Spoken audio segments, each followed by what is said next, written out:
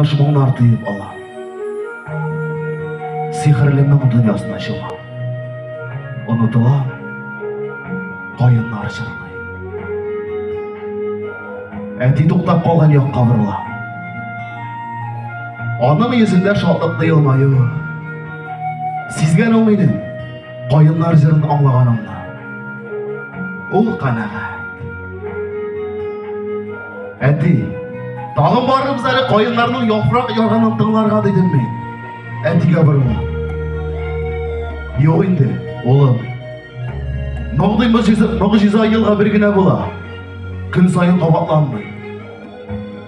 Менә киләсе елга матур яз килсә, барырбыз кайыннарның яфрак яруын тыңларга. Насип булса, диде ул. Әмма алдагы елларда кайыннарны тыңларга насип булмады.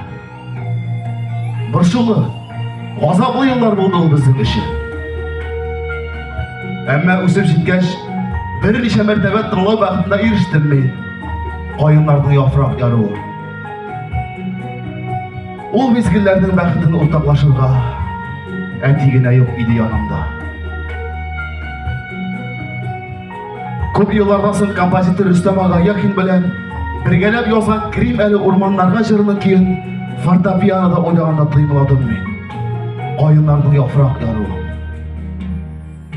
Бәлки, ул да бала чагында кайыннарның яфрак яруын тыңлап йөргән булгандыр. Кем белә?